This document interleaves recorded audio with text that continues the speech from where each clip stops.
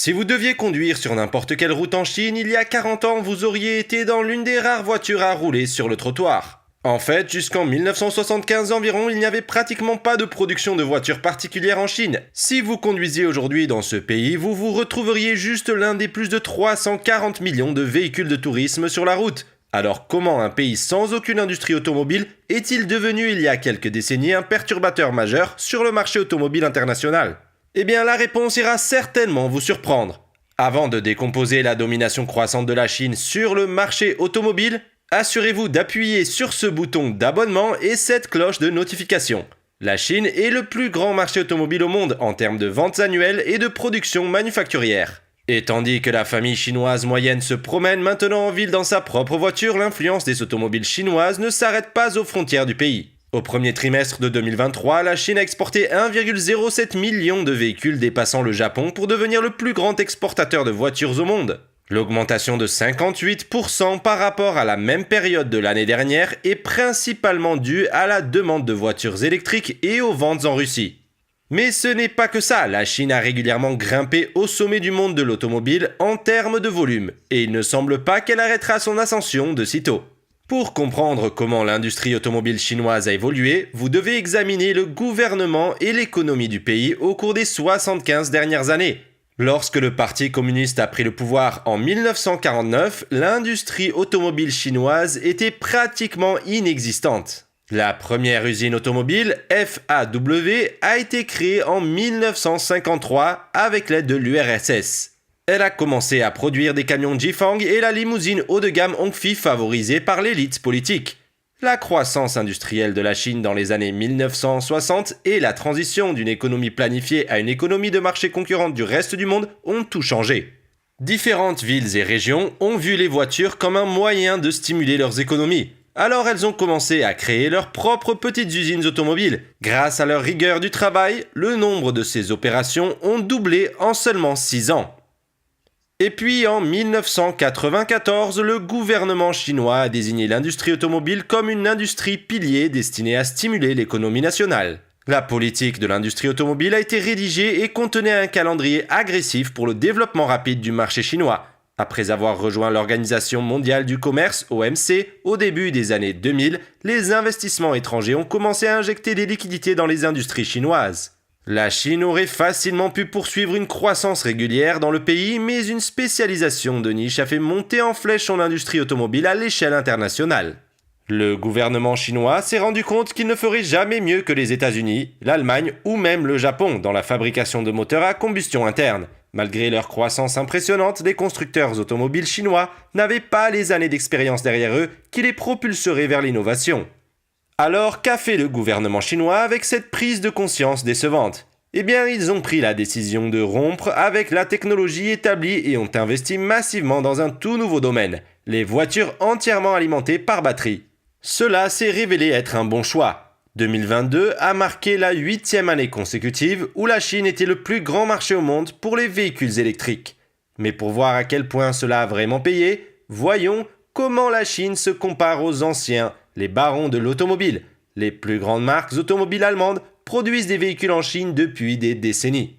Il s'agit d'un marché que ces grandes marques connaissent bien. En effet, Volkswagen a commencé à y fabriquer des voitures en 1985 et la Chine représente plus de la moitié des ventes de la marque.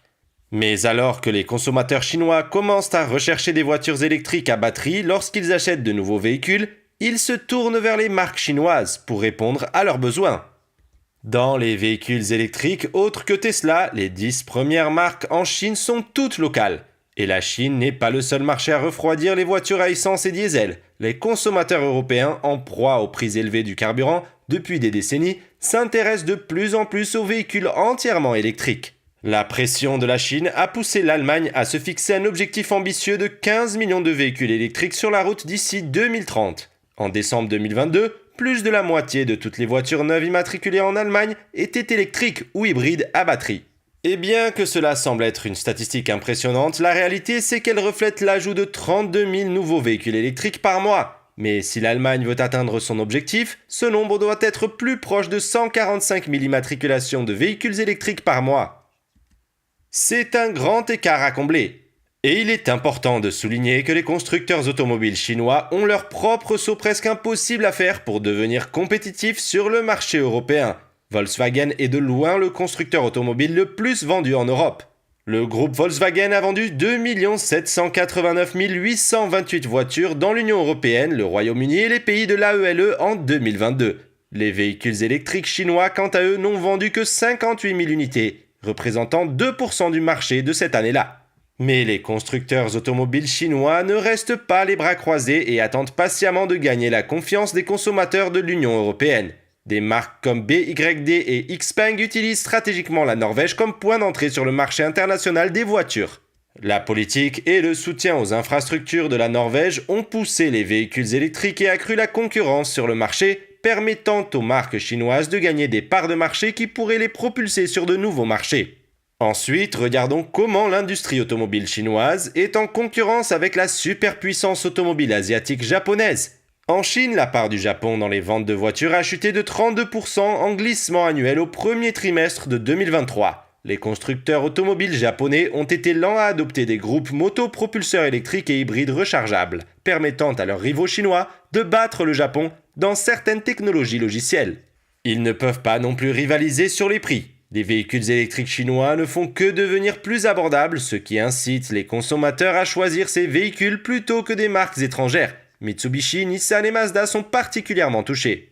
Et cette tendance sera probablement un problème pour les constructeurs automobiles japonais sur d'autres marchés. Des marques comme Toyota et Honda ont bâti leur réputation sur des facteurs tels que la durabilité et la sécurité, mais l'attrait des véhicules électriques à bas prix et des logiciels innovants est indéniable. Le directeur général de Honda, Toshihiro Mibe, a déclaré que les constructeurs automobiles chinois étaient plus en avance sur nous que prévu. S'ils veulent suivre l'essor de l'industrie automobile en Chine, le Japon devra rattraper son retard et faire ça très vite. En parlant de rattrapage, il y a à peine 10 ans, l'idée que les automobiles chinois s'étendent sur le marché américain était risible. Maintenant, les constructeurs automobiles en Chine planifient comment se développer sur le marché américain malgré sa saturation et la situation politique sensible entre les deux pays. Ce qui était impensable pour les voitures à essence chinoises, c'est une possibilité réelle pour les véhicules électriques. Les Américains sortent tout juste d'années marquées par des problèmes frustrants de chaînes d'approvisionnement et des augmentations de prix qui ont laissé le marché automobile moins favorable pour de nombreux consommateurs. L'attrait d'un véhicule rechargeable moins cher peut tenter même la foule inconditionnelle du Made in America. Et vous vous demandez peut-être pourquoi les constructeurs automobiles américains ne plongent pas tête première dans la suralimentation de leur propre poussée vers des véhicules électriques abordables s'ils peuvent voir la Chine progresser lentement. Les États-Unis et certains pays européens ont la capacité technologique et les chaînes d'approvisionnement établies pour réaliser ce changement. Mais la Chine a quelque chose qu'aucun autre pays n'a soutenu. On vous parle d'un système politique prêt à se concentrer sur une seule industrie pour propulser une croissance énorme dans un court laps de temps. Et la Chine s'est focalisée sur le marché des véhicules électriques. Au cours des 15 dernières années, la Chine a eu recours à des subventions financières, à des contrats d'approvisionnement, à des allègements fiscaux et à des changements de politique pour stimuler son marché automobile.